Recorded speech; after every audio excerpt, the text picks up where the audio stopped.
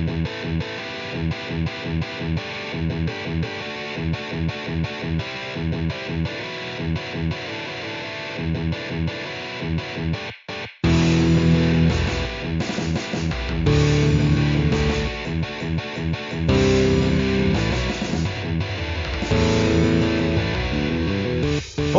et bienvenue à Board Game Duel, le podcast sur les jeux de société où deux jeux s'affrontent dans un duel sans merci. Je suis votre hôte Sam et je suis avec Vince. Et aujourd'hui on fait une inception. Ça va être notre thème, ça va être les duels, donc ça va être un duel de duels. J'espère que t'aimes les duels, Doug. Oh oui. Parce qu'on a Je mis un suis duel prêt. sur ton duel. Oui, mais là en plus, c'est que c'est un duel de duel à deux. Ouais, c'est un peu ça le principe d'un duel. Ouais, c'est vrai, encore une pense. Bon, Mais ça va être pour plus tard dans l'émission. Avant tout, comme le veut la tradition, on va revenir sur notre duel du passé, donc un autre duel. on dirait qu'il y a comme une thématique récurrente dans tout ça. Ouais, c'est un peu comme si c'était ça le concept de l'émission, tu sais.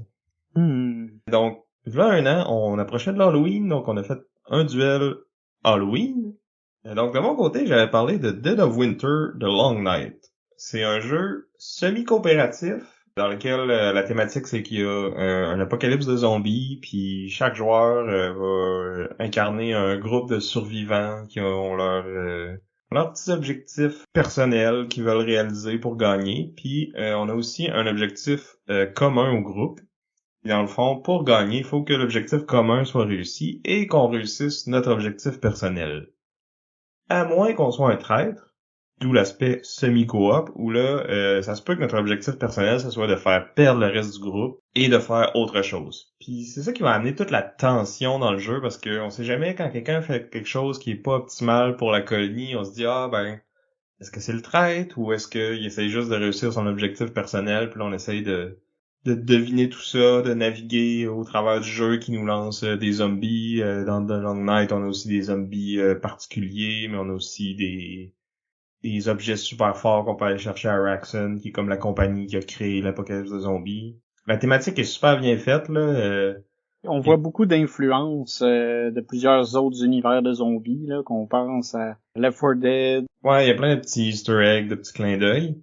Et j'allais dire que la narrative vient vraiment des crossroad cards, donc des cartes qui peuvent se déclencher pendant le tour d'un joueur puis qui vont y amener une espèce de choix qui parfois est bon, parfois est mauvais, on sait pas trop ça va être quoi les conséquences, ça peut être des dilemmes moraux, ça peut être juste des différentes actions qu'on peut faire, puis ça amène de la saveur, puis ça amène vraiment les différences d'une partie à l'autre qui fait que ça sera pas pareil, tu sais. Donc moi je considère que c'est encore un excellent jeu. On y a rejoué d'ailleurs la semaine dernière. On l'a montré à quelqu'un d'autre qui a vraiment apprécié le jeu aussi. Donc j'aime toujours ça, sortir ce jeu-là au mois d'octobre. Dead of Winter, The Long Night. De mon côté, je défendais Mansion of Madness, qui, je pense, que arbitrairement est beaucoup plus épeurant. Ça a provoqué un accouchement, en fait, lors de ma dernière partie. Littéralement, là, on a joué un soir, puis le lendemain, notre ami accouchait. Fait que c'est assez terrifiant, comme vous pouvez le penser. Donc, Mansion of Madness, c'est un jeu coopératif, un peu dungeon crawl, mais avec aussi une thématique énigme, mini-jeu, enquête. Tout tourne autour d'une enquête dans le cadre du mythe de Cthulhu. Donc, on a des monstres tentaculaires à affronter de temps en temps. Puis, on commence un scénario qui est guidé par une application. Puis donc, on sait pas tout de suite quel va être notre objectif final. Des fois, on va le découvrir en chemin, puis aussi, il va varier d'une fois à l'autre où on va jouer le même scénario parce que le scénario va pas nécessairement se dérouler de la même façon d'une fois à l'autre. Fait qu'il y a quand même un intérêt à rejouer chaque scénario. Donc c'est ça, c'est un jeu dans lequel on a une panoplie de personnages différents qu'on peut incarner. On a une panoplie d'objets, de sorts qu'on va découvrir puis qu'on va trouver en cours de route pour pouvoir nous aider dans notre quête pour découvrir la vérité sur les dieux très anciens. Donc c'est un jeu que j'aime beaucoup sortir aussi, qui se joue aussi en solo, qui se fait très bien. Puis c'est ça, c'est un jeu que je recommande encore en période d'Halloween. C'est un jeu que je n'ai pas rejoué depuis la dernière fois qu'on en a parlé, et je suis bien content comme ça. Ouais, Sam est un peu réticent à rejouer à ce jeu, même si en fait c'est le seul dans mon cercle d'amis qui a pas aimé le jeu. Ouais, mais c'est juste que je trouve qu'il y a d'autres jeux qui font ce qu'ils essayent de faire mieux. Comme si tu veux un Dungeon Crawl, Cthulhu-esque, Death May Die, il est beaucoup mieux à mon avis. Si tu veux des jeux d'énigmes pis d'enquête, il y a des jeux qui font juste ça, qui le font super bien. Lui, il est comme entre les deux, puis on dirait qu'il essaie de s'asseoir sur deux chaises, puis il tombe entre les deux pour moi. Bon, on va pas se relancer dans un nouveau débat. On a déjà clos le sujet la dernière fois. Fait qu'on va passer à la prochaine étape de l'émission. Puis, Merci. du duel de l'an passé, on va passer à ce qu'on a joué dans les dernières semaines. Et moi, aujourd'hui, j'ai essayé un jeu pour la première fois sur BGA, le jeu Sea Salt and Paper, qui est designé par Bruno Catala et Théo Rivière, donc deux noms quand même assez connus dans l'univers ludique, et publié chez Bombix. C'est un petit jeu de cartes, j'avais entendu parler de ça en fait quand j'ai écouté les coups de cœur du mois de Professeur Board Game, vidéo dans laquelle Vince est apparu d'ailleurs ce mois-ci. Vous irez regarder ça, vous allez pouvoir voir de quoi il a l'air, bande de chanceux. C'est Vas-y. vrai que vous êtes chanceux parce que je fais pas beaucoup d'apparitions publiques. Donc c'est ça, je pense que c'est Marion de la chaîne Je vous explique les règles qui avait parlé de ce petit jeu-là. Donc je t'avais essayé sur BGA. C'est un petit jeu de cartes. À notre tour, dans le fond, soit qu'on pige deux cartes de la pioche, ou qu'on prend la première carte sur une des deux défausses. Parce qu'il y a deux défausses, donc là au début de la partie, on flippe deux cartes. C'est le début de ces deux défausses-là. Puis dans le fond, à notre tour, quand on pige la pioche, on doit défausser une des deux cartes qu'on a piochées, puis on la met sur une des deux défausses. L'autre, on la met dans notre main. Puis après, si on a des paires de cartes jouables, on peut les mettre sur la table puis faire leur effet. Fait qu'il y a différentes cartes qui vont pairer avec d'autres. Il y en a qui pairent ensemble, il y en a comme tu sais, des bateaux, des crabes qui vont. La thématique, c'est comme des trucs sur le bord de la mer. Mais vu que c'est Sea Salt and Paper, c'est comme toutes des affaires en origami, là, le artwork des cartes dans le fond. Là. Ouais, c'est vraiment original. Il y a vraiment que des gens qui se sont donné la peine pour faire euh, faire les dessins en origami. Fait que c'est vraiment beau. Fait que c'est ça. On a des cartes qui pairent ensemble que quand on les joue, ça fait un effet, comme par exemple d'aller chercher une carte de notre choix dans une des deux défausses, ou de rejouer un tour, ou d'aller voler une carte dans les mains d'un autre joueur. Puis on a aussi des cartes qu'on fait juste accumuler dans nos mains, puis qui vont scorer des points selon le nombre qu'on en a. Donc plus on en a, plus qu'ils valent de points. La première peut valoir 0, la deuxième 2, puis la troisième 4, puis etc., etc. Il y en a d'autres que ça monte de d'autres façons. Puis la twist, dans le fond, c'est qu'on peut à tout moment décider, ben pas à tout moment, mais dès qu'on a au moins 7 points, on peut décider qu'on met fin au round après notre tour. Puis si on fait ça, on a comme deux façons. Soit qu'on dit dernière chance, fait que là, on met fin au round, mais les autres joueurs vont avoir un autre tour. Puis là, on finit ce tour-là, puis on fait nos points, tout simplement. Mais on peut aussi dire fin de la partie immédiatement. Mais là, on court le risque de se faire bumper par les autres, si on veut. Dans le fond, si on n'a pas... Si tous les autres joueurs ont plus de points que nous, quand on fait ce move-là, ben on va avoir une pénalité, puis les autres vont faire des points en bonus. Mais à l'inverse, si on arrête la ronde puis qu'on réussit notre pari, dans le fond, ben non seulement on donne pas la chance aux autres joueurs d'accumuler plus de points, mais nous, on va faire un petit bonus de points aussi. Puis c'est ça, la partie se continue de ronde en ronde, dans le fond, jusqu'à là qu'on ait accumulé un certain nombre de points là, qui va dépendre du nombre de joueurs. Donc plus on est de joueurs, moins de points à accumuler là, pour pas que la partie s'éternise trop. Fait que c'est un petit jeu assez simple, là, c'est pas des grosses décisions compliquées. Ça se joue assez rapidement. Moi, ça m'a paru un peu long pendant ma partie. Mais tu sais, au début, il y a des petites subtilités que j'avais pas compris, que je commençais à voir vers la fin, là, que tu sais, il y avait certaines stratégies qui... Tu sais, il y a des cartes qui font des points s'ils sont dans tes mains ou sur la table, d'autres qui doivent absolument être sur la table pour marquer. Donc, c'est un coup que j'ai compris ça, j'ai comme plus vu les stratégies, puis le jeu m'a paru plus intéressant. Donc, je serais partant pour y rejouer. Je pense que ce serait un bon jeu aussi, possiblement en tour par tour là, sur BGA, quoique il y a beaucoup de micro-décisions, donc ça pourrait être des parties qui pourraient s'éterniser là, si vous êtes... Rapidement sur Ben, BGA pour faire vos moves.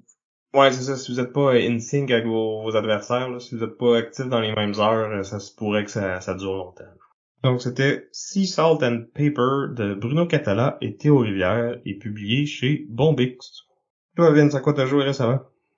Ben, moi, récemment, j'ai joué à un jeu, en fait, c'est drôle parce qu'on me l'avait présenté, celui qui nous a, en fait, c'est notre ami Antoine, salut Antoine, qui était un peu gêné au début de nous montrer ce jeu-là, mais finalement, on a eu bien du fun à jouer à ça.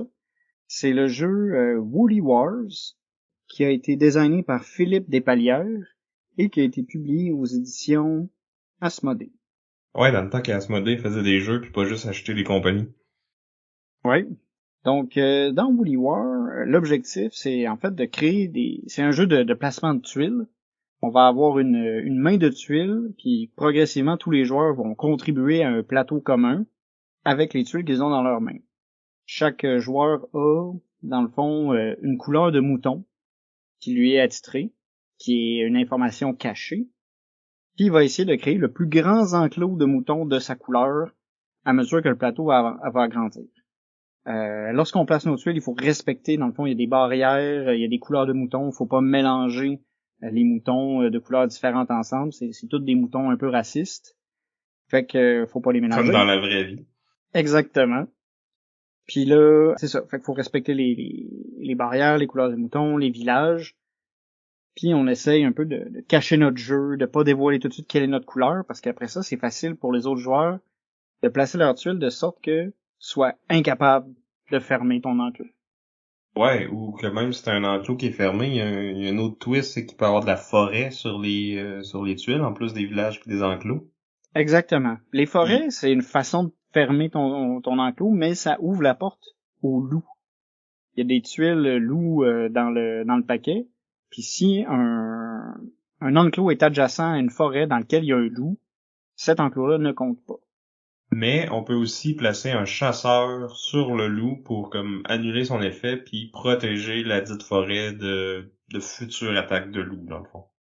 Ouais, un chasseur élimine tous les loups de la même forêt. Fait que c'est ça, c'est un Et petit jeu. il y a Ah. une dernière twist aux règles, c'est que dans le fond, la première personne qui arrête, parce qu'on peut à tout moment à notre tour, plutôt que de placer une tuile, décider d'arrêter. Puis dans le fond, la première personne qui le fait va faire 6 points, la deuxième 3, puis la troisième 1 à 3 joueurs, à 4 joueurs en tout cas. C'est peut-être différent si on est moins. Ça donne un certain incitatif à arrêter tôt, mais en même temps, si on le fait, mais là, on peut plus réagir à ce que les autres vont faire, fait qu'ils vont peut-être réussir à nous dépasser en faisant des enclos plus gros, ou rajouter des loups sur nos forêts, ou tu sais. C'est une peu, tu testes ta chance. C'est quand même risqué, mais ça dépend vraiment de quoi a l'air le plateau, parce que des fois ça peut valoir la peine puis un peu clouer les autres joueurs en arrière, puis sinon c'est ça. Vu que tu peux pas réagir, t'es un peu en désavantage aussi. Puis c'est cool aussi parce que, je sais pas si tu l'as mentionné, mais dans le fond, quand tu places ta tuile, tu repiges un nombre de tuiles qui est égal au nombre de tuiles qui sont adjacentes à la tuile que tu viens de placer. Non, Fait je que l'avais pas dit. ouais. Fait que des fois, tu peux être incité à placer une tuile à quelque part juste pour remplir ta main, pour avoir plus d'options. Mais tu sais que ça c'est pas le move qui va t'aider le plus, mais en même temps ça te permet de bluffer sur la couleur que t'as ou que t'as pas. Fait que ça rajoute une petite couche de plus sur les décisions que t'as à prendre à ton tour qui est quand même assez intéressante. Puis t'avais-tu dit aussi que chaque tuile dans le fond il y a deux. Irréversible. Ouais, Ouais. ça je l'avais dit. Ok. Ah, je m'excuse là, j'écoute jamais quand tu parles. T'es tellement désagréable. Mais c'est parce que sinon, quand je réécoute le podcast pour faire le montage, je m'ennuie parce que j'ai déjà tout entendu, tu sais. Fait que là, je le découvre avec comme un de nos auditeurs. Ah, ah, tu te laisses tu te donnes des surprises, donc. C'est ça. Wow. Donc c'est un jeu quand même assez rapide. Une partie dure à peu près une vingtaine de minutes. Ouais, puis tu sais, quand que Antoine nous l'a montré, on a fait tout le monde l'a apprécié, fait qu'on a fait deux parties de suite, même si c'était supposé être comme le dernier jeu qu'on faisait avant de partir. Finalement, on a joué deux, puis on est parti après. C'est ça. Puis c'est un jeu, je pense, qui est aussi assez accessible, hein. Le niveau de difficulté va un peu dépendre de la force de vos opposants. Ouais, puis c'est super interactif parce que justement, tu peux essayer de bloquer les enclos des autres ou au contraire des étendre à un point tel qu'ils seront jamais capables d'être fermés. Puis t'as la twist que tu sais pas qui a quoi. Ouais, ça à 4 joueurs, je trouvais que c'était moins une facette importante ou cool parce que c'est pas trop long que tu finis par savoir qui est quoi. Même si on a peut-être eu une ou deux surprises, mais je pense que à 2 ou 3, où ce que là, il y a des couleurs qui sont pas utilisées, il y aurait Tu plus peux de jouer un place peu au plus que ça. bluff. Ouais, c'est ça. Ouais, bon, définitivement, là. Quand t'as une couleur que tu sais pas être à qui, tu sais, tout le monde peut comme faire semblant qu'elle est à lui. Ben là, maintenant, tu peux le trouver vite dans ce cas-là, là, mais... Donc, c'était Woolly Wars, designé par Philippe de Palière et publié aux éditions Asmodée. En 2002. Ouais, c'est... J'allais dire c'est pas si vieux, hein, j'ai Ben, rien dit, c'est c'est... c'est ancien en termes de board game, ça. Ouais, quand même. Le temps passe vite, hein, on rajeunit pas. Un autre jeu qu'on a joué récemment ensemble, c'est le jeu Unmatched. Nous, en fait, on a joué sur Tabletop Simulator, puis il y avait un mélange de plusieurs boîtes. Là, on avait le Battle of Legends Volume 1, Volume 2. Je pense qu'il y en avait quelques autres de disponibles. Là. Il y avait Bigfoot, Robin des Bois. Peut-être une dizaine de personnages qu'on pouvait choisir. Plusieurs terrains. Fait qu'on, dans le but d'explorer le jeu, on a fait 3 parties. Puis on a essayé 6 personnages différents, dans le fond. Donc, pour ceux qui connaissent pas, Unmatched, c'est un jeu qui est par Restoration Games et les designers Rob Davio et Justin Jacobson pour le Battle of Legends Volume 1. Donc, ils ont repris un système qui existait déjà pour un vieux jeu de Star Wars, Ouais, Epic Duels Game. mais Ah, qui était plus trouvable. Donc, on a une carte avec des cases qui vont être reliées entre elles. 2 cases qui sont côte à côte sont considérées adjacentes, puis on a des cases qui sont dans différentes zones, puis certaines cases vont être dans plus qu'une zone, dans le fond. Puis on a certains personnages qui attaquent en mêlée, donc qui vont attaquer les cases adjacentes, puis d'autres attaques ou habilités qui vont être range, donc à portée, donc si notre cible est dans la même zone que nous, donc si on a nos 2 cases partagent la même couleur, ben on peut s'attaquer avec des attaques range. Le principe, c'est que chaque personnage va avoir une habilité unique, puis un deck de cartes qui lui est propre. Puis sur les cartes, il va y avoir des habilités qui vont être uniques à ce personnage-là aussi, et qui la plupart du temps sont quand même assez thématiques. Donc, on va choisir notre personnage qui va être notre héros. La plupart vont avoir des minions ou un compagnon. Donc, soit plusieurs petits minions qui sont pas très forts, ou un compagnon qui est comme la moitié d'un personnage, si on veut. Et à notre tour, on va avoir 3 options. Soit que on manœuvre, donc on pige une nouvelle carte pour l'ajouter à notre main, puis ensuite on déplace toutes nos unités. Soit qu'on joue une carte d'attaque, si, puis dans le fond, sur les cartes d'attaque, ça va spécifier si elles peuvent être utilisées par notre héros ou par nos minions ou par n'importe qui. Et le personnage qui attaque, dans le fond, doit être à portée de sa cible, évidemment. Puis on a aussi des cartes de scheme, donc qui sont des cartes avec des habilités uniques qui peuvent soit directement faire des dommages ou forcer les opposants à se déplacer, ou permettre de piger beaucoup de cartes ou vraiment faire chier l'adversaire. ouais, c'est souvent des cartes au pouvoir assez thématiques, puis qui vont troubler les cartes de ton ennemi. Ouais, comme moi par exemple, une partie que j'ai jouée avec Sherlock Holmes, que j'ai une carte pour aller faire de la déduction pour regarder c'est quoi les cartes de l'adversaire, puis en plus, tant qu'à les avoir vues, je pouvais en défausser une, tu sais.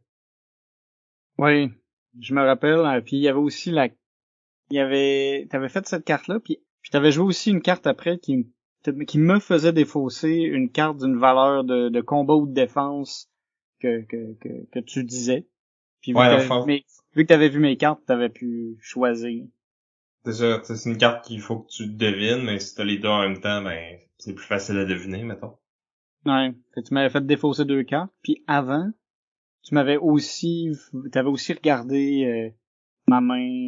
Ben, tu l'avais fait 2 fois, parce que j'avais l'histoire c'est que j'avais le roi Arthur, je venais d'aller chercher Excalibur, il me l'a fait défausser, puis plus tard dans la partie, il m'a fait le coup des 2 cartes qu'il jette de ma main. Ça avait été une partie assez difficile pour moi. Ouais, je t'ai sacré une volée. Ouais, D'ailleurs, je t'ai battu dans les 3 parties qu'on a jouées.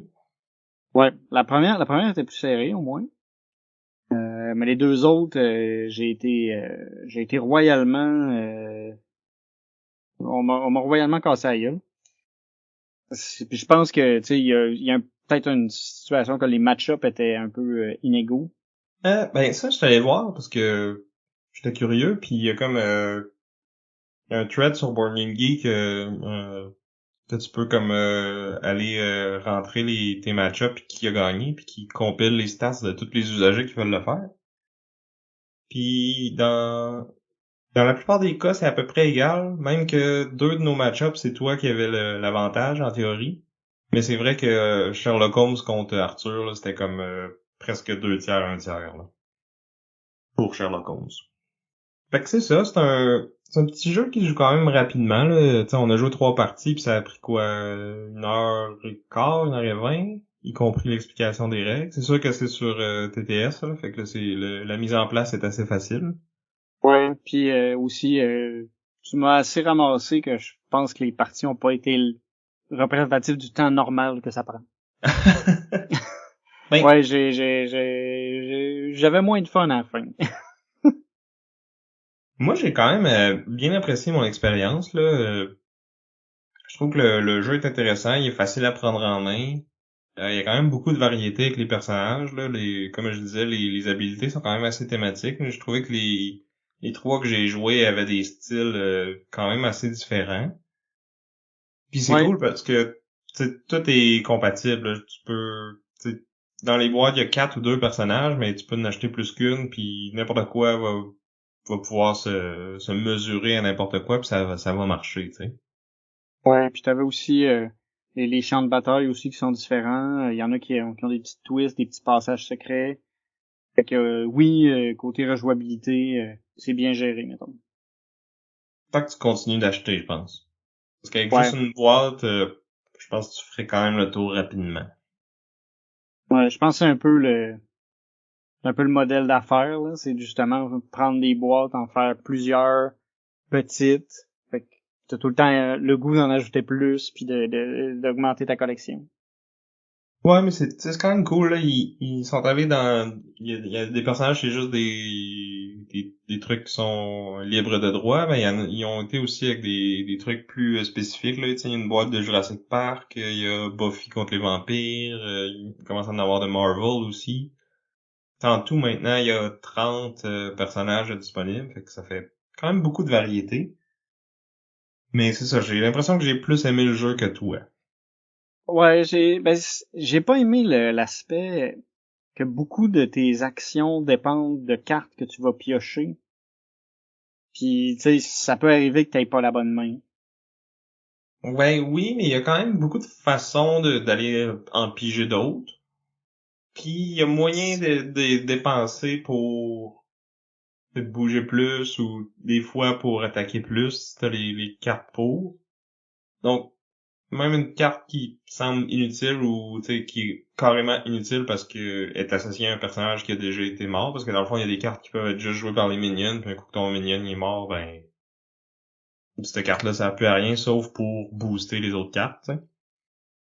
Mais moi, j'ai apprécié qu'il fallait, tu sais, il faut regarder qu'est-ce que le jeu t'offre, puis que tu trouves c'est quoi que t'as de mieux à faire avec ça, tu sais. Ouais, mais j'aime moins me faire imposer ça que de moi-même prendre mes propres décisions puis au pire me planter à cause de mes propres décisions.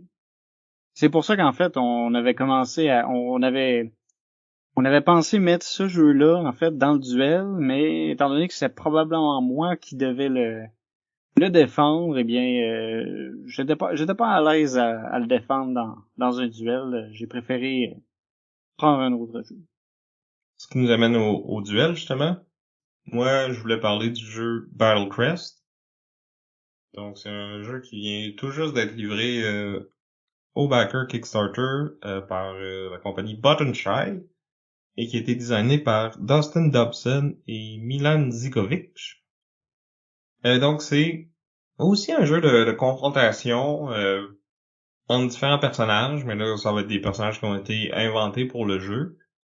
Le artwork est quand même assez parlant, je dirais. C'est ça qui m'a attiré vers le jeu au départ. Puis après ça, j'ai vu, ah ouais, petit jeu rapide, parce que Button Shy, leur modèle d'affaires, en fait, c'est de faire des jeux qui tiennent dans un mini portefeuille. C'est des jeux de 18 cartes. Donc, on a 6 de ces cartes-là qui servent à mettre le terrain en place, si on veut. Le jeu de base vient avec 2 personnages. Chaque personnage va avoir 6 cartes. Là. Une carte qui est vraiment notre personnage qui va bouger sur la carte, puis d'autres qui vont être les habilités qu'on peut faire, puis une autre pour suivre nos points de vie. Donc c'est ça, on a un terrain qui va changer à chaque partie dans le fond. Puis sur les cartes de terrain, si on est adjacent à ces terrains-là, mais à des endroits bien spécifiques, ça va nous donner des bonus aux actions. Et où ça va aussi nous permettre de faire des habiletés spéciales. Fait qu'il y en a qui vont nous permettre de bouger, d'autres d'attaquer, d'autres de forcer nos adversaires à se déplacer. Il y a aussi des pièges sur certaines cartes. Il y a aussi certains terrains qui peuvent être traversés. Normalement, les terrains vont bloquer les mouvements, mais il y en a qui ont certains qui ont comme des raccourcis. Ouais, on peut les utiliser, mais ils fonctionnent juste dans un sens.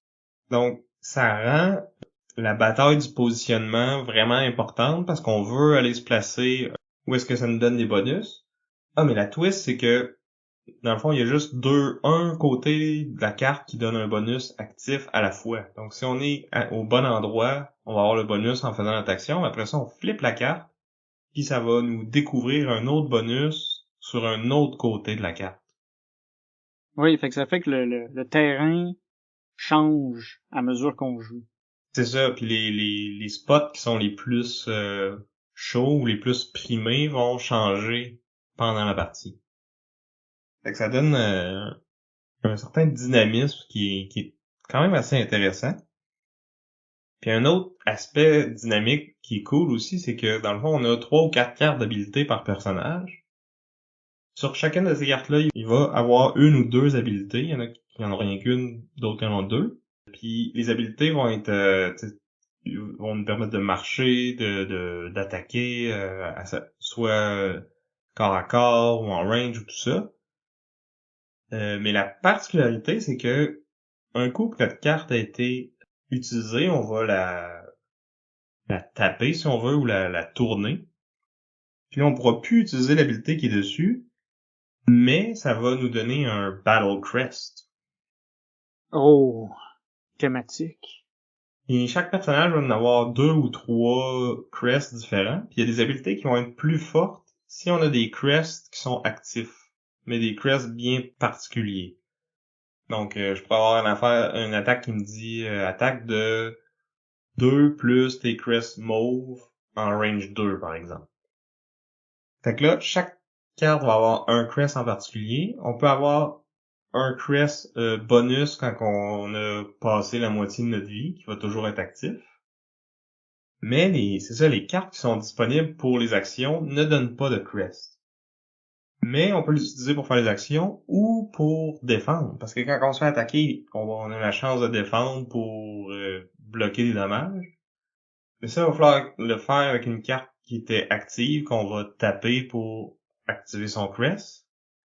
Puis, il y a certaines cartes, dans le fond, qui ont des défenses fixes, mais il y en a qui vont aussi être boostées par les autres crests qui sont actifs en ce moment. Puis en plus, quand on veut rafraîchir nos cartes, dans le fond, les détaper pour enlever les crests, mais pouvoir utiliser leur habilité ou leur défense. Ben là, il y a une autre twist, c'est qu'en les détapant, on va les retourner, fait que les habilités vont changer. Ouais, les habilités, puis les stats de défense, puis de mouvement aussi. Parce que quand on bouge, on se déplace du nombre de mouvements qui est donné par nos cartes, qui sont pas tapées non plus. Donc, toutes les actions sont comme un peu interreliées. Puis ce qui est cool, c'est que il y a des habiletés qui fit bien ensemble, mais ils seront pas nécessairement du même côté au départ. Ou, tu sais, si on attend que toutes nos cartes soient tapées avant de les rafraîchir, ben là, toutes les habiletés du dos vont pas nécessairement bien fitter ensemble. Fait que des fois, même si on a juste une carte de taper, on peut décider de rafraîchir pour essayer de se trouver des combos avec nos cartes. En plus des bonus que le terrain peut nous ajouter. Donc, là, ce tour-ci, j'ai ce bonus-là, fait que je peux utiliser cette carte-là de plus loin, pis tout ça, parce qu'il y a des bonus de range aussi que le terrain peut nous donner. Fait que chaque tour est un peu comme un mini puzzle où on essaye d'optimiser les dommages qu'on peut faire à l'adversaire, puis surtout notre positionnement sur le terrain pour avoir les meilleurs bonus possibles. Puis de timer un peu ses attaques, parce qu'en même temps, ça faut taper des cartes pour pouvoir se défendre. Fait que, tu sais, des fois, faut regarder qu'est-ce que l'autre joueur a de disponible en défense pour bien planifier puis maximiser nos dégâts. Ouais, parce que si on est capable de le pogner les culottes baissées avec plus de cartes pour se défendre, ben on peut faire on peut faire beaucoup de dommages même avec des attaques qui sont pas très fortes, mais qui ont beaucoup de portée, par exemple. Fait que tu sais, c'est beaucoup de choses à prendre en compte, mais en même temps, le jeu tu sais, les règles sont quand même assez simples. Là, ça a l'air un peu ésotérique au début. Les règles sont quand même bien faites, mais tu sais, c'est très concis parce que faut que ça rentre dans un petit livret qui va rentrer dans le portefeuille, tu sais. Fait que ça a pas été la lecture de règles la plus smooth, mais un coup qu'on a commencé à jouer, tu sais, ça allait super bien, on n'avait pas de questions, ça coulait bien, puis tu sais, c'est dès le premier tour, t'essayes de tabasser l'autre puis de te placer, puis tu sais, t'es dans le bain assez rapidement, j'ai trouvé, là. Ouais, puis j'ai trouvé qu'il y avait il y avait quand même beaucoup de tension, tu sais, ça a fait, on a joué une partie à un moment donné, c'était super serré, puis tu sais, des fois, tu sais qu'il faut que tu prennes ton temps puis que tu cours pas vers l'autre parce que tu le sais que si tu cours vers lui, tu vas être moins en mesure de te défendre, mais faut que tu jauges ça. Je trouvais que c'était un bon casse-tête puis fallait être patient puis essayer de vraiment réfléchir de façon tactique. Ouais, vraiment. Puis c'est ça, dans le jeu de base, dans le fond, il y a deux personnages. Moi, j'ai une extension qui rajoute deux personnages de plus et un mode solo. Des cartes qui vont dire où est-ce que le Thomas va se déplacer, puis avec quelle carte il va t'attaquer, puis tout ça. Encore une fois, première lecture des règles, j'étais un peu mêlé sur comment ça marchait, mais je l'ai essayé tantôt, puis tu sais, après un ou deux tours, là, ça coulait super bien. C'était facile à gérer où est-ce qu'il voulait aller, qu'est-ce qu'il voulait faire. Puis au début, je me disais, ça va être vraiment facile. Tu sais, j'ai eu un bon départ, j'ai fait quand même pas mal de dégâts. Tu sais, il y a trois niveaux de difficulté. Je m'étais mis au moyen. Je me disais, c'est ben trop facile, j'ai pas de challenge. Tu sais, le Thomas, il est poche. Finalement, j'ai perdu. Il restait 2 points de vie, puis il est comme resté longtemps à 2 points de vie. Tu sais, je l'ai magané, mais j'ai pas réussi à l'achever. Puis T'étais trop confiant. c'est ça. Puis c'est ça, j'ai vu en action les quatre personnages, là, ils sont tous quand même assez uniques, là, ils ont toutes leurs petites particularités, là. Il y en a qui sont tout seuls, mais qui ont une carte de plus ou un objet qu'ils peuvent utiliser dans des situations particulières. Puis il y en a deux qui ont comme un compagnon qui est sur la map aussi, qui va se déplacer, qui peut attaquer, qui peut pas utiliser les habiletés des terrains, mais qui peut quand même prendre des positions, attaquer, puis donner des bonus ou faire des actions en particulier s'il est à côté de l'adversaire ou s'il est à côté de notre héros. Fait que chaque personnage est assez unique, assez cool. Je sais pas encore à quel point ils sont tous bien balancés. Là. Il y en a un des quatre qui m'a paru particulièrement fort, mais c'est peut-être juste parce que celui que dans le fond, j'ai joué contre avec ma conjointe qui avait Whisper. Il est comme un espèce de loup qui peut voler puis qui attaque vraiment fort. Fait que quand il vole, tu sais, il traverse la map dans le temps de le dire. Puis c'est ça, moi j'avais un autre personnage tu sais, qui avait des habiletés peut-être moins flashy, il demandait peut-être plus d'expérience avec ce personnage-là pour bien l'utiliser. Là. Fait que à suivre. Là. Je sais pas encore si c'est lui qui est faible, l'autre qui est fort ou juste il y en a un qui est plus facile à prendre en main que l'autre. T'sais. Ouais, c'est le genre de jeu qui a aussi beaucoup de rejouabilité, justement, du fait que le terrain sera pas pareil d'une fois à l'autre, que tu vas vouloir essayer les autres héros pour justement les comparer. Ouais, puis tu sais, en ce moment, il y avait d'autres extensions aussi, fait qu'il y avait comme 3, 4 autres personnages de prévus ou de disponibles. Puis il prévoit comme faire un Kickstarter à chaque année, puis là, rajouter un autre terrain, un autre gang de héros, tu sais. Il y a moyen d'expandre ça, puis je pense que, en tout cas, moi, je vais suivre les prochaines campagnes, c'est certain, là. Comme c'est là, là.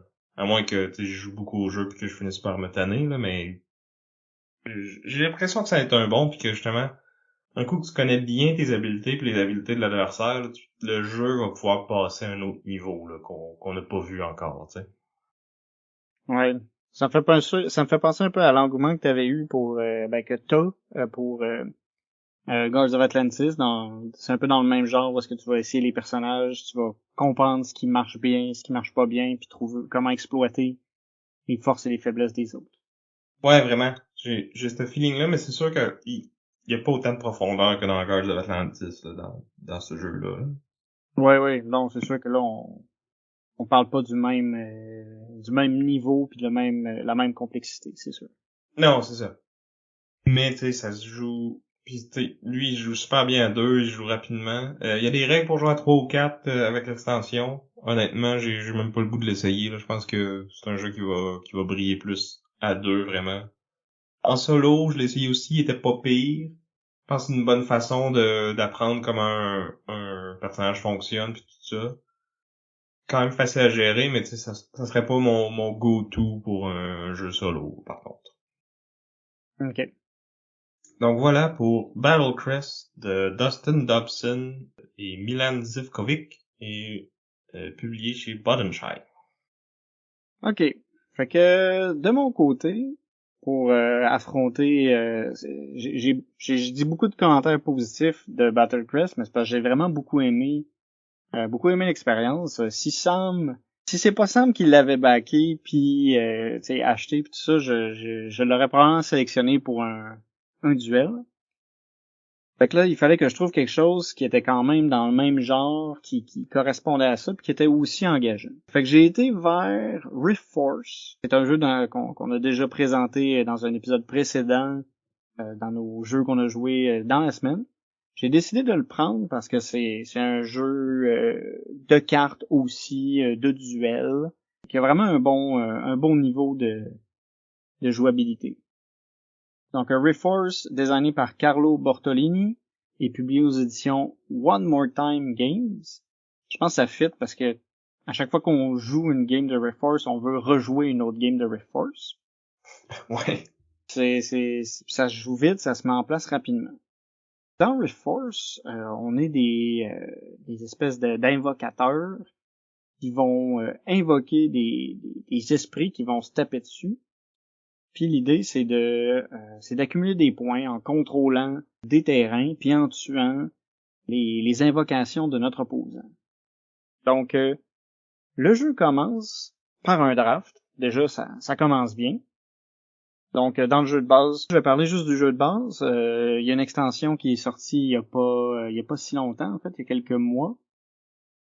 Extension qui s'appelle Rift Force Beyond, qui rajoute, dans le fond, des catégories d'invocations supplémentaires, puis qui permet aussi de jouer à plus que 2 joueurs, parce que dans le jeu de base, on joue juste à 2. Ouais, mais encore une fois, moi ça m'intéresse pas. En fait, Je pense que le jeu va shiner vraiment en duel. ouais, en fait, j'ai de la misère à voir qu'est-ce que ça m'apporterait de plus personnellement de jouer à plus que 2, parce que le jeu est déjà très engageant, très tendu, puis c'est encore une fois c'est un bon casse-tête. Bon, fait que je reprends. Le jeu commence avec un draft de cartes. On va drafter dans le fond les familles d'invocations. Chaque famille a un peu sa saveur. Il y a il y a des familles en fait, il y a des invocations plus agressives, il y en a qui vont jouer sur les déplacements, puis il y en a qui vont être pour te soigner, il y en a qui sont plus violentes, mais qui font perdre qui donnent plus de points à l'autre s'il les tue. Il y a Ou qui beaucoup. font des dommages, mais seulement dans certaines situations. Oui, il y en a qui vont faire des dommages peu de dommages, mais à beaucoup d'autres invocations. Fait qu'il y a vraiment beaucoup de variantes différentes. Puis pendant le draft, t'essayes de prendre les familles qui vont bien fonctionner ensemble, de prendre les invocations qui vont bien fonctionner, puis qui vont synergiser. Puis qui vont contrer ce que celles de l'autre peuvent faire aussi. Exact. Puis c'est ça, au début du draft, il y a toujours une catégorie qui va être évincée, puis qu'on n'aura pas le choix d'eux. Fait qu'on d'une partie à l'autre, on draft pas tout le temps les mêmes choses, je veux pas. Oui, puis en plus, il y en a une qui nous est imposée. Pour construire à partir de cette première catégorie-là. Exact. En fait, là, j'ai dit catégorie, famille, puis ça, mais je pense qu'ils appellent ça des guildes dans le jeu comme tel. Puis c'est ça. Fait que là, on sélectionne nos cartes. On se fait un paquet avec ça. Dans le fond, on va avoir quatre guildes. On va assembler notre paquet, on brasse tout ça, puis là, on va piocher cette carte. Puis là, il y a une twist. Fait qu'on on a j'allais dire le plateau, mais dans le fond, c'est 5 cartes qui sont des cartes terrain. Ce sont Puis les Rift. Rift. Puis on va pouvoir mettre des cartes en face des Rift. Puis les cartes qu'on va mettre, dans le fond, ils vont affronter les cartes de notre opposant que lui va mettre aussi devant. Mais là, par tour, on peut maximum mettre 3 cartes. Fait que tu sais, selon comment on les place, tu sais, il peut avoir des rifts qui sont vides, ou il y en a d'autres où il va y avoir des affrontements. Puis une des twists, c'est on est restreint dans les cartes qu'on peut mettre. De notre main, on peut décider qu'on met 3 cartes qui appartiennent à la même guilde, fait que mettons 3 glaces ou 3 feux, ou on peut mettre 3 cartes qui ont le même numéro associé, parce que chaque carte va avoir dans le fond, une appartenance à une guilde, puis un numéro qui correspond à ses points de vie. Ouais, puis ces numéros-là, ça va être 5, 6 ou 7. Dans le deck, on va avoir plus de 5 que de 6 que de 7. Exact. Fait que là, quand on choisit, on peut décider de dire, OK, je mets 3 de la même couleur ou je mets 3 du même chiffre. Puis là, on peut alterner les couleurs. Puis là, une autre restriction qu'on a, c'est que quand on va placer nos cartes, il faut mettre les cartes dans 3 terrains adjacents ou mettre les 3 cartes dans le même terrain. Fait qu'on a ces petites restrictions-là, fait que c'est des décisions à prendre qui vont impacter le reste de la partie parce que notre position de départ, dans le fond, va dans le fond dicter qu'est-ce qui va se passer après, puis c'est pas toutes les cartes qui peuvent se déplacer, fait qu'il y en a qui vont passer toute la partie au même endroit. Fait qu'il faut bien penser à qu'est-ce qu'on veut. Est-ce qu'on veut s'étaler puis se battre sur plus qu'un rift, en ayant en tête qu'on va se déplacer ou qu'on va être assez fort pour pas se faire battre, ou on dit OK, ben moi je vais prendre ce rift là, fait que je mets le paquet, je mets 3 cartes dessus, puis on va pas pouvoir me le prendre. Donc c'est ça. Fait qu'on progresse comme ça. On met des cartes puis tout ça. À un moment donné, on a plus de cartes puis là on va pouvoir faire une autre action. Dans le fond, ça c'est une des actions, mettre des cartes. Mais on peut aussi dire, je vais remplir ma main. Ouais, ben, avant, on devrait peut-être parler de l'autre action possible qui est de discarter une carte de sa main pour activer les cartes. Parce que oui, on peut Oui, placer les cartes, mais en les plaçant, ils sont là, mais ils font rien. Pour les oui, activer, on défausse une carte. Puis là, encore une fois, on va activer jusqu'à 3 cartes qui vont avoir soit le même numéro ou le même élément que la carte qui a été défaussée. exactement. Puis là, c'est un peu choisir, OK, est-ce que je suis mieux d'activer mes 7 à ce tour-ci? Est-ce que je suis mieux d'activer mes feux? Selon comment on a placé nos cartes avant, il faut bien réfléchir pour pouvoir faire le maximum de dégâts à l'ennemi. Puis à chaque fois qu'on va tuer une invocation de l'autre côté, ben on va faire 1 point. Fait qu'il faut essayer de tuer le plus d'ennemis possible. Puis on a des cartes aussi qui ont des effets particuliers. Là, entre autres, on a les cartes noires, dans le fond, qui, elles, s'ils réussissent à tuer quelque chose, ils vont faire 2 points. On a les cartes cristal qui, elles, vont si elle meurt, ben ils font full de dégâts, mais que si elle meurt, ils donnent 2 points à l'ennemi. Fait qu'il faut un peu penser à ça en même temps. Ouais, on peut essayer de les protéger parce que souvent, les cartes qui attaquent vont seulement attaquer la première carte en avant, donc la première carte qui a été jouée sur un Rift. Fait qu'on peut jouer d'autres cartes avant, puis après ça, mettre nos cristals en arrière pour les protéger. Mais il y a certaines cartes qui vont attaquer les cartes derrière ou qui peuvent même attaquer n'importe quelle carte dans un Rift, donc il y a des moyens d'aller contrer ça aussi. C'est ça, fait qu'on a vraiment une belle complexité ici, puis une belle stratégie à vouloir développer. Ça, c'est le cœur du jeu, c'est positionnement, puis savoir qu'est-ce qu'on active. Ça, c'était la deuxième action. La troisième action, c'est de dire, ok, je vais remplir ma main jusqu'à avoir cette carte. Puis à ce moment-là, tu vas aussi scorer 1 point par territoire dans lequel il n'y a pas d'ennemis de l'autre côté. Fait que tu sais, des fois, tu peux aussi jouer, c'est un peu une façon, tu peux jouer le temps, dans le sens où si t'as de la misère à tuer les ennemis de l'autre côté, parce qu'ils sont trop concentrés, ben là, tu peux faire les points là où il est pas. Fait que t'as ces façons-là, justement, de te rattraper si ton ennemi est pas tuable dans certaines rifts. Puis c'est ça, la joie du jeu, c'est vraiment de voir comment nos cartes vont synergiser en même temps, tu sais, quand on réussit à déplacer tous nos bonhommes de la bonne façon, puis à tuer tout un stack d'invocations de l'autre bord, alors que l'autre, il l'a pas vu venir. Je trouve que c'est beaucoup un jeu de tempo.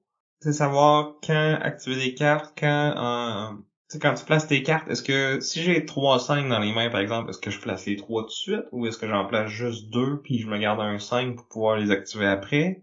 Oui, parce que ça, c'est important, parce que si t'as mis tes cartes, là, t'as ton plateau, t'as plein de sets partout, mais t'as plus de sets dans ta main, ces cartes-là, ils vont manger des dégâts, principalement.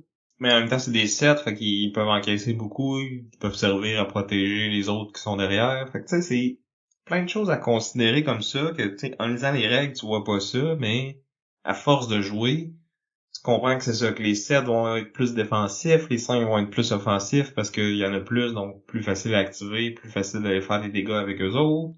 C'est quoi les combos qui vont bien marcher ensemble? C'est quoi les bons contres pour certains combos ou certains éléments en particulier? Il y a beaucoup de stratégies et de profondeur qui vont émerger après beaucoup de parties. Moi, c'est un jeu que j'ai joué énormément. Il est en alpha sur Board Game Arena, fait que j'ai joué vraiment beaucoup, plein d'autres gens. Donc j'ai beaucoup de plaisir à jouer à ce jeu-là. Mais je trouve que quand tu joues souvent contre la même personne, Tu vois des patterns qui apparaissent. ouais, puis qui vont revenir, tu sais, comme quand je joue contre telle personne, je sais que lui ou elle va favoriser d'aller chercher tel élément, puis moi, c'est ça, il y a un qui fit moins que mon style, fait que je vais moins porter à aller le chercher, fait que ça finit par, tu sais, oui, il y a beaucoup de possibilités parce qu'il y a 10 éléments différents, puis on en a 4 à chaque partie, mais je dirais que 2, 3 sur 4 vont souvent être les mêmes si tu joues souvent contre les mêmes personnes. Puis ça, je l'ai vécu avec, tu sais, j'ai joué beaucoup de parties d'affilée contre plein de gens différents, puis c'est pas mal tout le temps arrivé, mais c'est vrai aussi que des fois, cette méthode-là pouvait changer quand quelqu'un trouvait un nouveau combo ou une nouvelle façon d'utiliser de quoi, puis là, oh, ça change un peu, mais tu sais, si moi j'aime les cristaux puis que Vincent il aime les lumières puis que l'autre l'aime pas, ben ça va arriver souvent que ces deux éléments-là vont se ramasser soit dans ma main ou dans la sienne, tu sais. Oui, parce que je pense en plus, tu parles des cristaux, je pense qu'à toutes les parties qu'on a jouées, ben, en tout cas, les dernières que je me rappelle, t'es as toujours eu. Ouais, ben tu sais, ils sont agressifs, ils font beaucoup de dégâts. Mais en même temps, il faut les protéger parce que quand que l'adversaire réussit à les tuer, ça peut lui faire des gros tours avec beaucoup de points. Fait que tu sais, c'est une arme à double tranchant. Exact. Mais c'est high risk, high reward, fait que c'est un style que j'aime bien dans ce genre de jeu-là, tu sais. Mm. Puis là, tu parlais de méta, tu sais, qui ressortait, puis de variété, là, qui, à force de jouer, tu sais, c'est sûr que faut jouer beaucoup avant d'en venir à bout, mais que ça peut arriver. Ben là, avec l'extension, Il y a peut-être moyen justement que ça rafraîchisse le jeu encore, puis que là il y a des nouveaux combos qui apparaissent, des nouvelles stratégies qui émergent, puis là on augmente le nombre de possibilités vraiment de façon importante. Ouais, j'ai checké vite vite c'était quoi les beaux élémentaux, là. Il y a des affaires assez wild dedans, là. Tu peux comme... Voler les cartes de l'autre, Ouais. il y en a aussi une qui est super agressive, mais que tu fais pas de points quand tu tues avec. Fait que c'est ça, ils ont réussi à aller chercher des nouvelles twists. J'ai hâte de voir comment ça va se mélanger avec le set de base, puis à quel point ça va bien matcher. Je sais pas c'est quoi les règles pour le draft avec Ouais, l'extension, là. si c'est juste remplacer ou en choisir 8 au hasard ou s'ils sont tous là, ouais, je sais pas non plus. J'imagine qu'il y a plusieurs variantes aussi, là, en tout cas. Honnêtement, je vais probablement me la procurer parce que j'aime vraiment beaucoup le jeu, puis je trouve que c'est cool de pouvoir y donner une deuxième vie avec ça, tu sais. Et vu que c'est pas une extension qui rajoute un 5e joueur, tu sais, tu l'approuves. Non, mais en rajoute un 3 puis un 4, cette partie-là, je l'approuve pas. Je pense qu'elle rajoute un mode solo aussi. Bon. Ben, je pense que de mon côté, ça fait un peu le tour. J'allais dire niveau esthétique, j'aime beaucoup si on veut commencer à dueller un peu. Duellons les duels. Oui. Donc pour commencer, à niveau esthétique, ils ont vraiment tous les deux ont une esthétique très très différente. Tu sais, Rift Force, il se veut un peu mystique, magique, tu sais, c'est... C'est très générique fantasy, je trouve. Ouais, Ça rappelle un peu Magic, je trouve. J'ai pas beaucoup d'expérience avec Magic, là, mais comme ah, je dirais... le peu que j'en connais, me semble que ça ressemble à ça. non, je dirais pas ça. Mais tu sais, ça reste que c'est assez... Ou tu sais, mettons les élémentaux dans Dungeons and Dragons, là, troisième Ouais, édition, c'est ça. Mais comme de 10 éléments différents. ouais. Non, ça, ouais, ça, c'est... Je suis pas mal d'accord. Tu Tandis sais, que sans que ce soit activement laid, tu sais, c'est correct, là.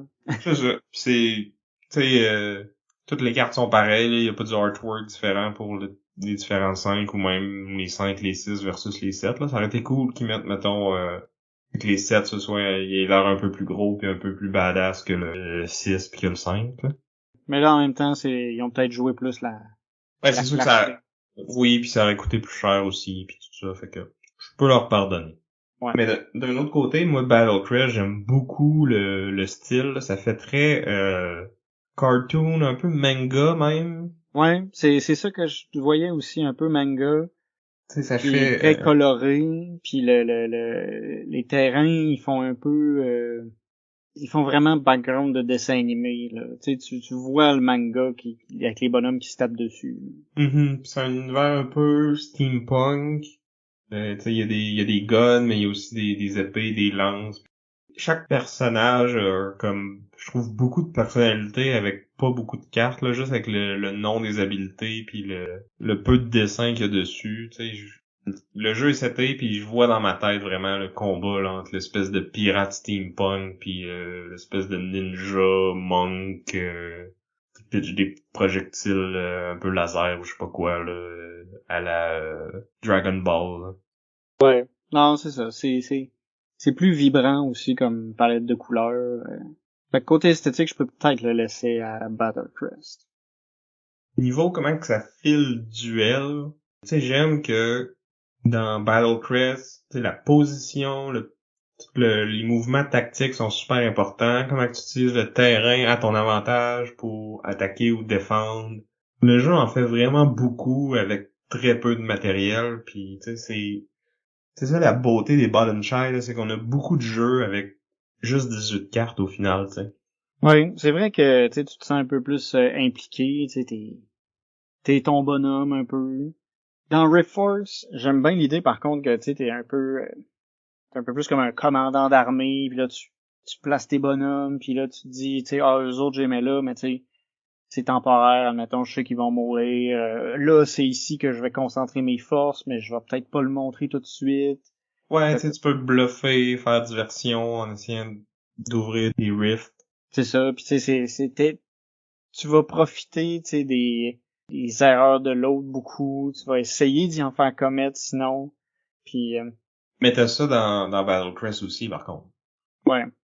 Battle Crest, il est peut-être, c'est drôle, moi, je veux dire, c'est comme plus action. Tu sais, me semble, tu réagis plus, tu sais, ça a une espèce d'énergie, je trouve, quand tu joues. Rift Force, c'est plus posé, j'ai l'impression d'être plus en train de réfléchir à un plan puis de l'exécuter.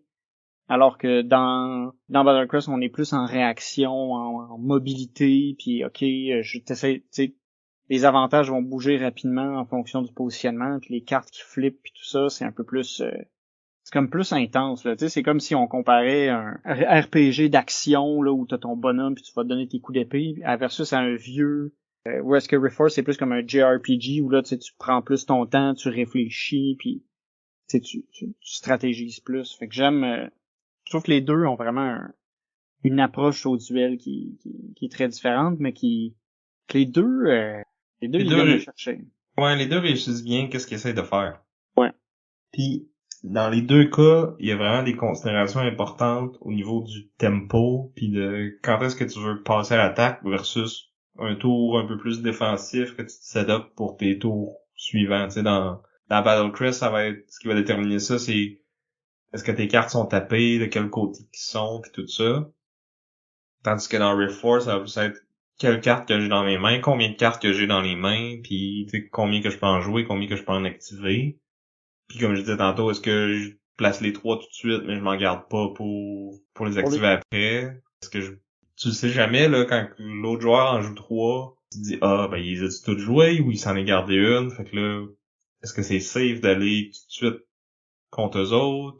Mais là, si je le fais pas, il va peut-être remplir sa main puis juste faire des points. Fait que c'est, Ouais, c'est beaucoup de décisions, c'est beaucoup de prise de risque. Dans les deux cas, je trouve qu'il y a c'est ça, c'est de savoir quand agir, quand attaquer, quand te tenir tranquille. Mhm. Fait que, tu sais, sur ces aspects-là, j'ai de la misère à déterminer un gagnant dans les deux, là. Ouais. Les deux Ouais. sont semblables mais différents, puis ils réussissent très bien qu'est-ce qu'ils veulent faire, tu sais. Ouais. J'ai l'impression quand même que Reforce, au niveau de la rejouabilité, l'aspect qu'il y ait un draft au début, ça rajoute un plus. Parce que tu vas vraiment changer ta stratégie beaucoup en fonction de qu'est-ce que tu vas avoir, ben, de comment tu vas gérer ton draft. Ça, je trouve que ça rajoute vraiment un plus. Oui, mais les différents personnages dans Battle Crest feel plus différents que les différents élémentaux dans Rift Force. Parce qu'au final, ils font tous à peu près 3 dégâts quand ils attaquent, mais juste pas de la même façon puis pas placés à la même place, tu sais. C'est-à-dire plus 2 que 3. Ben, en moyenne, tu sais, il y en a qui en font un ou quatre, ou qui en font un à 3 places, ou deux à une place puis une à l'autre, ou trois d'un coup, ou deux, plus deux si tu tues, tu sais, c'est... Ouais, 2, 3. Ben, c'est ça, mais comme... Mais tu sais, ils se ressemblent tous, là. Ouais. Plus que les personnages peuvent se ressembler dans Battle Crest. Moi, j'allais dire, dans Battle Crest, ce qui est cool, c'est qu'il y a pas de hasard, tu sais. Non. C'est toi qui décides quand tu retournes tes cartes, quand est-ce qu'ils sont activés, quand est-ce qu'ils vont se faire taper pis tout ça. Versus tu sais, tu disais qu'en match, t'aimais pas ça parce que t'es comme un peu forcé de faire avec la main que t'as qui est du hasard, ben, t'as la même chose dans Rift Force, tu sais. Si t'as vraiment besoin d'activer tes feux mais que tu piges pas de feu, ben, too bad, tu sais. Ouais. C'est vrai que t'es plus en contrôle de ce qui se passe dans Battle Crest que dans Rift Force.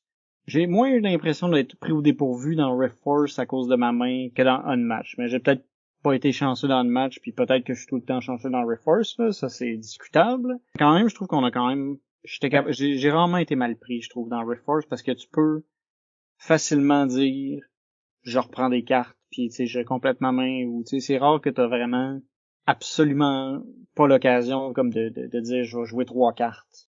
Quand ta main est pleine, non, c'est plutôt T'sais, rare. puis tu sais, si elle est pas pleine, après ça, ben tu peux quand même facilement en repiocher. Ben tu remplis ta main. Fait que si te reste pas beaucoup de cartes, tu vas en repiocher beaucoup, puis tu vas t'ouvrir des nouvelles possibilités facilement. Ouais, mais tu sais, tu veux éviter de le faire parce que tu perds quand même ton tour, à moins que tu sois en contrôle de Rift pis que tu fasses des points comme ça, là. Mais si si tu fais juste un point ou pas de point, pas vraiment intérêt à aller repiocher à ce moment-là, tu sais.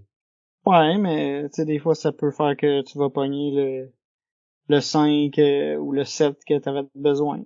Mais ouais, c'est le fun, le contrôle dans Battle Crest, le fait que, tu sais, tout est de ta faute. C'est toi qui gères tout, c'est tes décisions à toi. C'est le seul hasard, c'est pas du hasard, en fait, c'est de l'incertitude, comme on a dit au dernier épisode, c'est que ton opposant peut te déplacer. Ouais, mais c'est ça, ça va être... Puis ça, tu peux le voir venir. Oui, oui.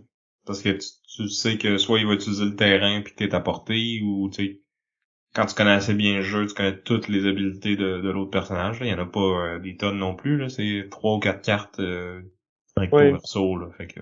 Sinon, tout est ouvert, anyway. Tu vois les cartes de l'autre joueur. Ben, tu vois un côté. Ouais. Parce que Mais tu vois ce qu'il peut faire, tu sais. ouais, mais mettons à ton tour, t'as 2 actions. Ta première action, ça pourrait être de taper tes cartes puis de les retourner. Puis là, il y a des nouvelles habiletés qui se révèlent, là, mais des nouvelles que t'as probablement déjà vues, tu sais. Ouais, ou sinon, tu sais, dès que c'est fait, de toute façon, c'est la fin du tour, là, quand, ben, non, c'est vrai. Tu peux Pas rafraîchir puis nécessairement, c'est rejouer ça. si t'as 2 actions. Ouais. Mais tu vas pouvoir, après ça, rendu à ton tour, checker c'est quoi les trucs qu'il peut faire. Oui, oui, mais tu pourrais quand même te faire surprendre, mettons, parce que s'il rafraîchit puis qu'il agit Ouais. le dos de cette carte-là immédiatement, puis que ça... Mais encore là, ça va arriver une fois ou deux, mais après ça, tu vas savoir que ce personnage-là, il peut faire ça, tu sais. Exact. Fait que c'est ça, je pense que dans les 2 cas, il y a une certaine courbe d'apprentissage, là. Plus tu joues, meilleur tu vas devenir. Tu vas voir des stratégies que tu voyais pas, puis je pense que c'est aussi à ce moment-là que ça va devenir de plus en plus intéressant. Ah, vraiment. Y a-tu autre chose que tu voulais parler? T'as peut-être moins de chances de perdre Rift Force parce qu'il vient dans une boîte. Tu sais, c'est des gens qui perdent leur portefeuille facilement, tu sais. Peut-être que là, Battle Crest, il y a plus de chances que tu l'oublies ou qu'il tombe dans la craque de ton divan. Ouais. Ben, vous voyez, comme moi, Kevin, ça a aucun argument pour gagner ce duel-là, fait qu'il est obligé de dire des fallacies. Ah Fait non, que non. je pense que on va en arrêter là d'abord. Ouais, je pense qu'on peut dire ça. Donc, ça va être à vous de parler. Êtes-vous hashtag Team Sam avec Battlecrest? Ou hashtag Team Vince avec Rift Force. Ou est-ce que vous avez d'autres jeux de duel que vous aimez, que vous pensez qu'on pourrait apprécier aussi?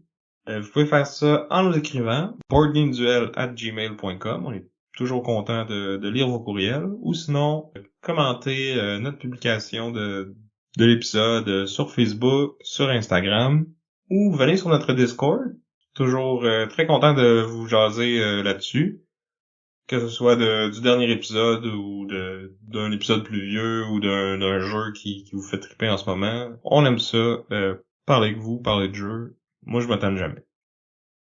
Moi, ça dépend. J'ose avec toi, des fois, je m'écarte, par exemple. Ben, ça tombe bien parce que l'épisode est fini.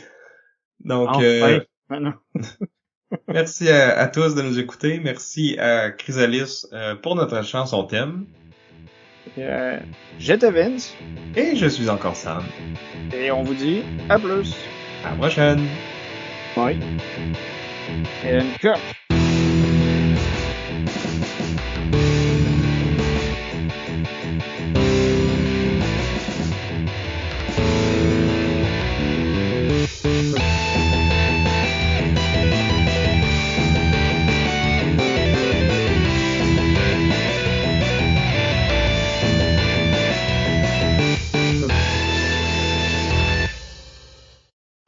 Fait que je pense qu'on peut parler à la prochaine étape de notre émission. On va parler à la prochaine étape. J'ai dit parler à la prochaine étape. Oui. Elle va bien, elle me l'a dit. Donc on peut pas épisode dans un de nos épisodes passés. Donc Oui. Rift Force. Ah ouais. Ouais, excuse, je t'ai coupé. Fait que je t'ai Ah, coupé pour te dire que je t'ai coupé. ouais. Excuse-toi de me couper en me coupant. Mais c'est correct. Au montage, tout ça va être coupé. Magie. Ou ça va être à la fin des bloopers. Ouais. Si on dit pas assez de niaiseries, ça va y aller. Fait que faudrait que je te laisse parler plus.